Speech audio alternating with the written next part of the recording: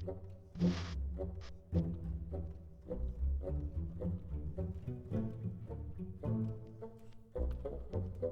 मंडळी, तुमच्या सगळ्यांचं खूप खूप स्वागत आहे आपल्या युट्यूब चॅनलवर. मी अनुराधा. तर चला, आज मी छानपैकी असे ममऱ्याचे लाडू बनवून घेत होते. चला म्हटलं तुमच्यासोबतही शेअर करावे. तर तेच मी सगळं सामान वगैरे काढून घेतलंय, तुमच्यासोबत शेअर करते. तर व्हिडिओ पूर्ण बघत राहा शेवटपर्यंत. तर अगदी छान असे कुरकुरीत लागतात हे लाडू. तर आता इथे ममरे घेतलेले आहेत आणि एक वाटी इथे गुळ घेतलेला आहे. तर हे सेम वाटीने इथे 3 वाटे मी इथे ममरे घेऊन घेतलेले आहे. त्याच्यासाठी एक वाटी इथे गुळ घेतलेला आहे. तर ही 3 वाटी भरून मी इथे ममरे घेतले. तर त्याचं प्रपोर्शन एक वाटी इथे गुळ घेतला आहे. तर थोडीशी इथे एलची पावडर लागणार आहे आपल्याला आणि थोडंसं तूप लागेल इथे.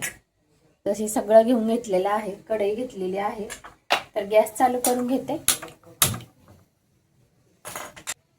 तर हे जे ममरे आहे ना, ते मी इथे कढईत टाकून घेते आणि भाजून घेणार आहे थोडी. तसे इथे कुरकुरीतच आहे, तुम्ही उन्हातही वाळवून घेऊ शकता. पण थोडेसे आपण छान भाजून घेऊया त्याला, म्हणजे छान असे कुरकुरीत राहतील. तर हे बघा, हे छान असे भाजून झालेले आहेत. हे बघा, छान याचा असा चुरा होतोय. तर आता काढून घेऊया ताटामध्ये. आता कढई परत ठेवली, याच्यात 2 ते 3 चमचे आपण तूप टाकून घेऊया. आता जो गूळ कट करून घेतलेला आहे तो टाकून घ्यायचा आहे.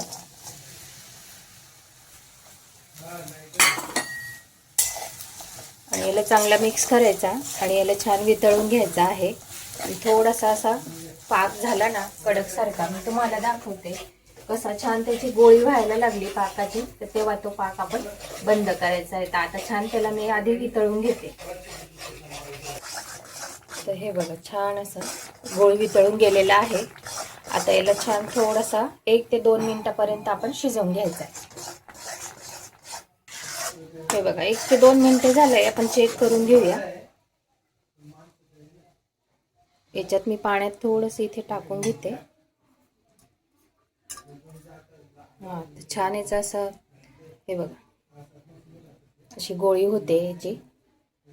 तर हा आपण इथे डिशमध्ये टाकून बघू पाक झालाय की नाही. हा, हे बघा, असा आवाज आला ना तर आपला पाक रेडी आहे. तर आता याच्यामध्ये आपण एलची पावडर वगैरे टाकून घेऊया. थोडीशी एलची पावडर टाकायची. थोडंसं इथे जायफळ टाकून घ्यायचं आहे. मिक्स करून घ्यायचं आणि लगेच हे जे ममरे आपण भाजून घेतले होते त्याच्यात टाकून घ्यायचं. आता छान मिक्स करून घ्यायचे. तर हे बघा, छान असं मिक्स करून घेतलेलं आहे याच्यामध्ये. आता गॅस चालूच आहे, अगदी स्लो आहे गॅस खाली. चांगलं मिक्स करून घ्यायचं आहे आणि मग गॅस बंद करायचा. तर हे बघा, इथे सगळं मिक्स करून घेतलेलं आहे. आता थोडंसं अगदी हाताला सहन होईल इतकं थंड झालं की मग आपण त्याचे लाडू बनवून घ्यायचे आहेत. जास्त गरम आहे आता अजून. मग थोडंसं मी त्याला रूम टेम्परेचरवर, म्हणजे अगदी थोडं गरम राहील असं राहू देते, मग लाडू बांधून. हाताला थोडं तूप लावून घेते मी. तुपाचा बोट फिरवायचा आणि थोडंसं घ्यायचं आहे आणि अगदी हलक्या हाताने असं याला ओळून घ्यायचे आहेत लाडू. हे बघ, अगदी छान असे लाडू तयार होतात. तर अशा पद्धतीने वरवरचं मी ते घेते आणि कढईतच ठेवलंय, कारण ते कुठेही थंड पडायला नको जास्त. त्याच्यासाठी कढई गरम असते ना, तर छान असं गरम राहतात. अशा पद्धतीने हे बघा, छान असे गोल गिटिंग लाडू आपल्याला ओळून घ्यायचे आहेत. अगदी इझिली होऊन जातात ते अशा पद्धतीने.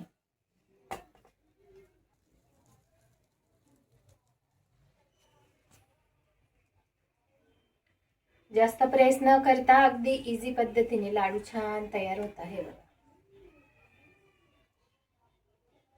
तर तुम्ही सुद्धा नक्की ट्राय करा अशा पद्धतीने. आपण तिळगुळाचे लाडू तर करतच असतो, पण अशा पद्धतीने ममऱ्याचे लाडू, मग त्याच्यानंतर झाले शेंगदाण्याचे लाडू आणि डाळ्या जे येतात आपल्या फुटाण्याच्या डाळ्या, त्याचे सुद्धा लाडू तयार होतात.